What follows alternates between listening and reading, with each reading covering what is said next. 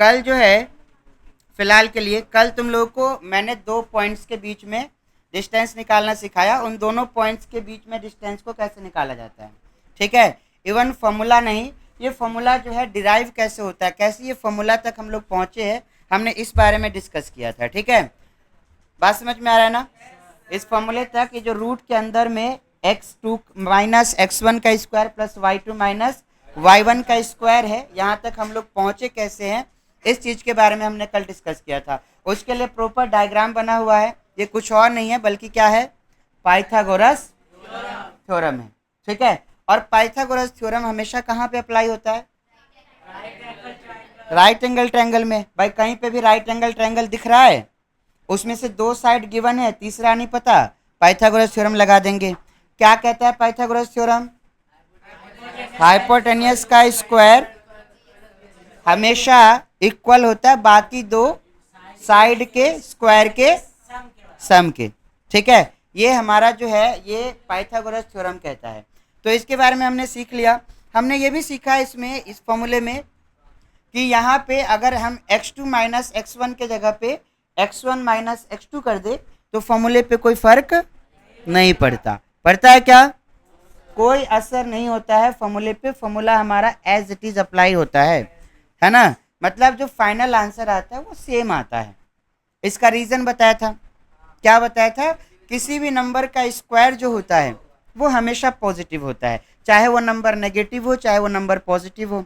उसका अगर आप स्क्वायर करोगे so it will always be a positive number, हमेशा क्या होगा, एक पॉजिटिव नंबर होगा। अगर आप उस नंबर का स्क्वायर करोगे सो वो जो स्क्वायर होगा, जो आंसर आएगा, चाहे वो नेगेटिव है चाहे वो पॉजिटिव है, आंसर हमेशा क्या आएगा, पॉजिटिव। ये चीज इंपॉर्टेंट है। ये कल मैंने क्या कहा था तुमसे, भले ही मैं तुमको छोटी छोटी बातें बता रहा हूँ, बट ये जो छोटी छोटी बातें है ना, कल को चल के तुम्हारी बहुत मोटी मोटी सवालों को सॉल्व कर सकता है। बात समझ में आ रहा है ना। अगर इन छोटी छोटी बातों को दिमाग में रखते चलो तो जो तुमको बताए जा रहे हैं कॉन्सेप्ट्स, उन कॉन्सेप्ट्स को जो है समझते चलो, महसूस करते चलो, तो ये जो है तुमसे बहुत डिफिकल्ट क्वेश्चन सॉल्व करवा सकता है, ठीक है। बात समझ में आ रहा है ना। तो हमने डिस्टेंस फॉर्मूला जो है पढ़ लिया, कोई दिक्कत नहीं है, अप्लाई भी करने आता है हमको, हम अप्लाई भी कर सकते हैं। अगर हमें 2 पॉइंट्स के बीच में डिस्टेंस निकालने के लिए बोला जाए तो हम सिंपली डिस्टेंस फॉर्मूला अप्लाई कर लेंगे। जैसे कि ये 7 जो है 1 में चलोगे, चैप्टर 7 में चलोगे और यहाँ पे डिस्टेंस निकालोगे, 2 पॉइंट्स के बीच का डिस्टेंस निकालोगे, ठीक। जैसे कि ये पहला क्वेश्चन देखो, पहले क्वेश्चन में क्या कह रहा है, find the distance between the following pair of points, ठीक है। इन पॉइंट्स के बीच में हमें क्या करना है, तो हमें डिस्टेंस फाइंड आउट करना है। तो हम क्या करेंगे, यहाँ पे सिंपली डिस्टेंस को फाइंड आउट करने के लिए क्या करोगे, डिस्टेंस फॉर्मूला अप्लाई करोगे, है ना। इस वाले को कहोगे ये पॉइंट ए है, ये पॉइंट बी है, ठीक है। अब यहाँ डिस्टेंस फॉर्मूला अप्लाई कर दो जो तुमको आता है। ये हमारा क्या है, x1 y1, और इसमें क्या होगा, अब डिस्टेंस फॉर्मूला लगा दो, ठीक है। अंडर रूट में क्या करोगे, इसको a बोलोगे, इसको बे नहीं बी, सो b बोलोगे तो क्या हो जाएगा, ए बी, क्या हो जाएगा, x2 माइनस का square plus y2 minus y1 का स्क्वायर। तो यहाँ पे क्या हो जाएगा, 4 माइनस रूट के अंदर में ले लोगे, क्या बोलते चलो, क्या हो जाएगा, 4 माइनस प्लस 1 माइनस, तो 1 माइनस 3 का स्क्वायर, ठीक है। तो ये क्या आ जाएगा, ये हमारा 2 का स्क्वायर हो गया और ये माइनस 2 का स्क्वायर हो गया। तो ये क्या हो जाएगा, 4 प्लस 4 क्या हो गया, यूनिट।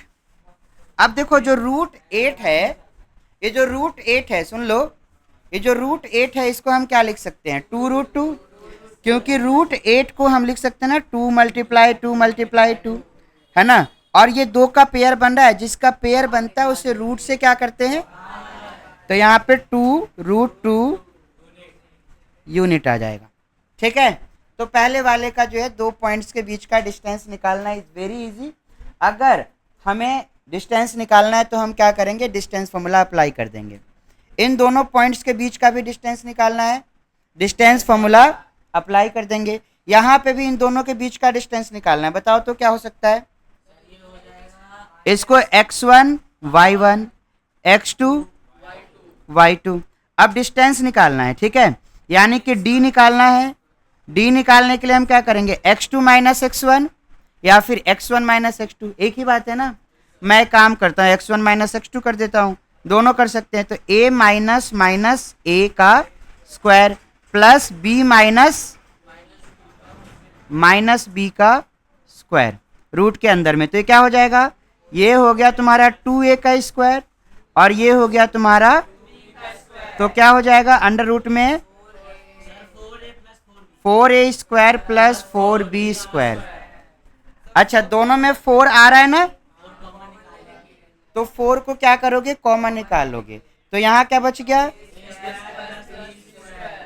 अब 4 को रूट से बाहर ले सकते हो ना, क्या a square plus b square को ले सकते हो? कोई ये गलती ना करे, स्क्वायर से रूट खत्म, ऐसा नहीं करना है, ठीक है। ये वाले मैथ्स नहीं सिखा रहा मैं तुमको, ठीक है। तो यहाँ पे ये 4 को बाहर ले सकते हो तो 2 हो जाएगा और रूट के अंदर में क्या बच गया? ठीक है, और यहाँ पे यूनिट हो जाएगा। तो ये हो गया हमारा, ठीक है। तो हमें डिस्टेंस फॉर्मूला अप्लाई करने आना चाहिए। आ गया डिस्टेंस फॉर्मूला अप्लाई करने? कंफर्म? सबको आ गया? अब देखो, डिस्टेंस फॉर्मूला अप्लाई करने आ गया तो हम कुछ और बातों को भी सीख सकते हैं।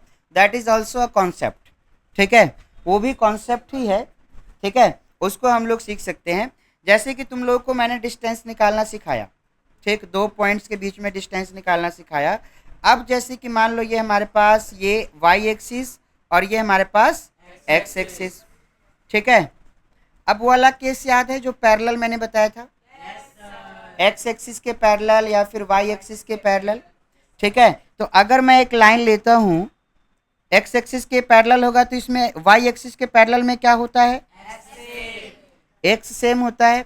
तो मान लो इसके ऊपर मैंने कोई भी 2 पॉइंट ले लिया, एक पॉइंट A है और दूसरा पॉइंट B है। अब इसमें x क्या होगा? सेम होगा। अब मुझे इन दोनों पॉइंट्स के बीच का डिस्टेंस कैलकुलेट करना है। इट मीन्स कि हमें ये कैलकुलेट करना है। मान लेते हैं इसका जो कोऑर्डिनेट है वो x, y1 है और इसका कोऑर्डिनेट जो x यहाँ पे है वही यहाँ पे भी होगा और ये y2 है। अब इनके बीच का डिस्टेंस निकालना है। बताओ क्या होगा?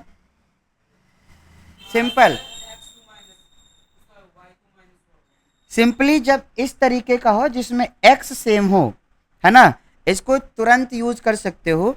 जिसमें x कोऑर्डिनेट सेम हो, 2 पॉइंट्स के बीच में डिस्टेंस निकालना है, उसका x कोऑर्डिनेट सेम है।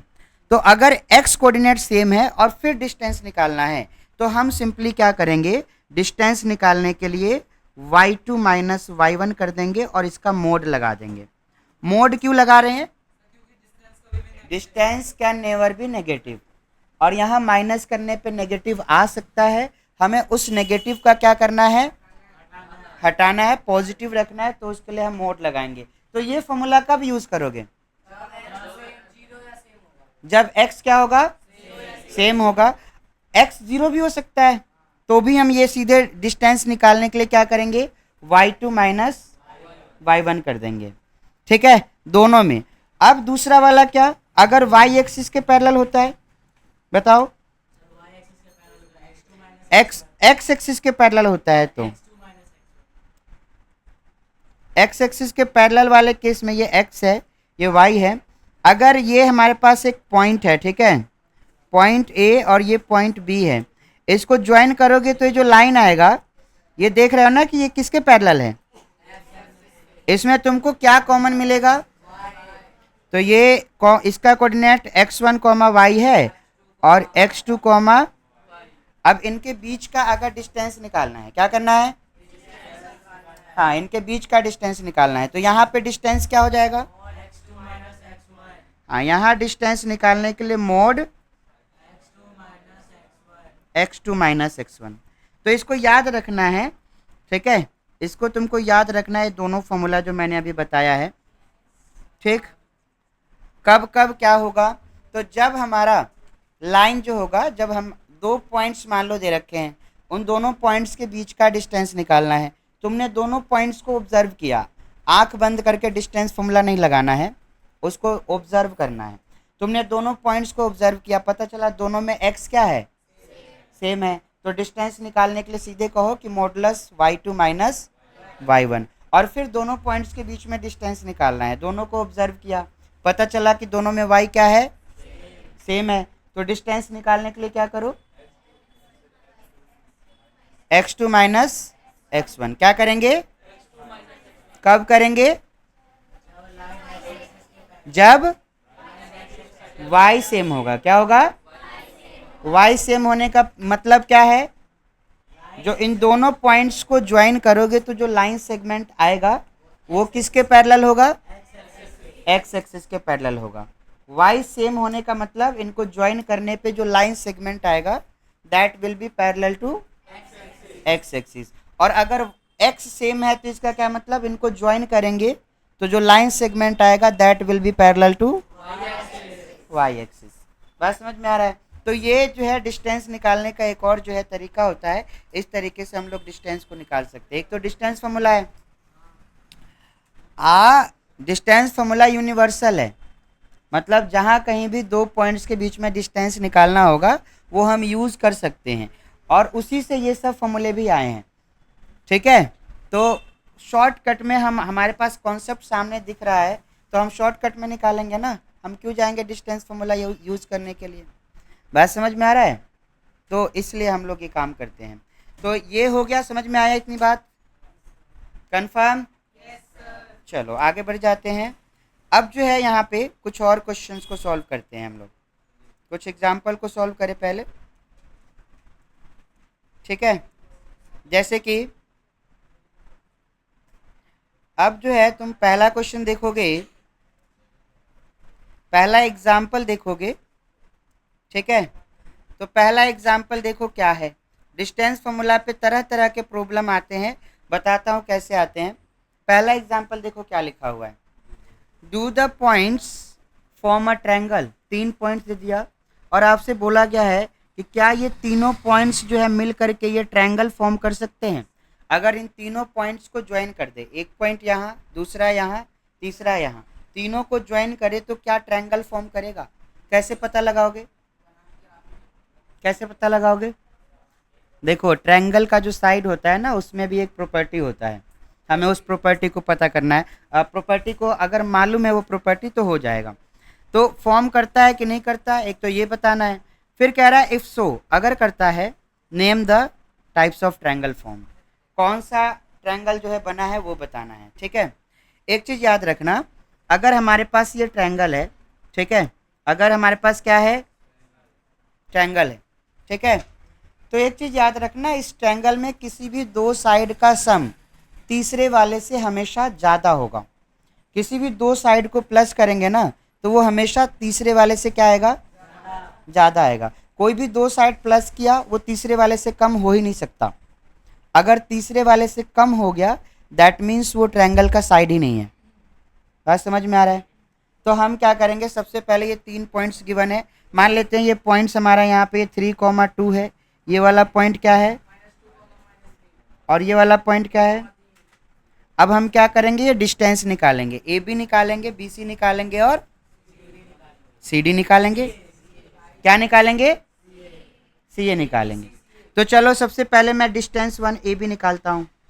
क्या करोगे, distance formula x2 minus x1, तो x2 माइनस x1 यानी कि 3 में से माइनस करेंगे -2 को, कितना आएगा, सही से बोलो यार, कितना आएगा, हाँ 3 माइनस माइनस का 2 यानी कि ये 5 हो जाएगा, प्लस y2 माइनस कितना हो जाएगा, ये 2 माइनस माइनस 3 का स्क्वायर, तो ये क्या हो जाएगा 5 का स्क्वायर प्लस, तो ये कितना हो गया 25 प्लस 25, तो ये तो 50 हो गया, तो ये कितना आ जाएगा 5√2 यूनिट। ठीक है, ये वाला डिस्टेंस निकाल लिया। अब ये निकालो, यानी कि BC निकालो। फिर क्या हो जाएगा, x2 माइनस यानी कि अंडर रूट में -2 प्लस y2 माइनस यानी कि माइनस का स्क्वायर। कितना हो जाएगा ये? तो -4 का स्क्वायर और माइनस, तो ये कितना हो जाएगा? कितना हुआ? हाँ, सो √52 हो गया। ठीक है, 6 12, हाँ ठीक है, √52 यूनिट। ठीक है, अब ये निकालो, AC निकालो।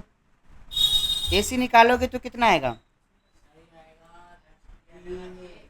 x2 माइनस x1 यानी कि 1 का स्क्वायर और फिर -1 का square. So AC is equal to under root में 1 का स्क्वायर प्लस -1 का स्क्वायर। तो ये कितना आ गया? 1 + 1 यानी कि √2 यूनिट आया। अब बताना हो सकता है क्या ये? देखो अब समझो और जवाब देना। AB कितना आया तुम्हारा? 5√2 यूनिट। ठीक है, BC कितना आया? √52 यूनिट। और AC कितना आया? एक बात बताओ, क्या अगर मैं इन दोनों को प्लस करूंगा तो इससे ज़्यादा होगा? हो जाएगा? हो जाएगा ना? इन दोनों को प्लस करोगे, किस किस को? इन दोनों को प्लस करोगे तो 2 से ज़्यादा ही आएगा। अच्छा, इन दोनों को प्लस करोगे तो इससे ज़्यादा आएगा। ये 52 रूट में है, बताओ कितना आ सकता है 52 रूट में? 7 से तो ज़्यादा ही है ना? 7 से ज़्यादा है, मतलब इसका जो है रूट में वैल्यू लिखोगे, देखो यार ये रहा अप्रोक्सीमेट, यहाँ पे वैल्यू दे रखा है, ये इतना दे रखा है अप्रोक्सीमेट में। ठीक है, और ये इतना दे रखा है और ये यहाँ पे दे रखा है। देखो इन दोनों को प्लस करेंगे तो इससे ज़्यादा आएगा, इन दोनों को प्लस करेंगे तो इससे ज़्यादा आएगा, और इन दोनों को प्लस करेंगे तो हो गया कौन सा? ट्रायंगल फॉर्म हो गया। क्योंकि कोई भी दो साइड का सम जो है वो तीसरे वाले से क्या है? ज़्यादा है। तो जब भी किसी भी दो साइड को प्लस करो और वो तीसरे वाले से ज़्यादा आए, यानी कि वो ट्रायंगल के साइड पॉसिबल है, हो सकते हैं। तो यहाँ पे हो सकता है। देखो ये जो आ रहा है हमारे पास, अगर हम इसका और इसका स्क्वायर करके सम करें, ठीक है, 5√2 का स्क्वायर प्लस √2 का स्क्वायर करो तो ये कितना आएगा?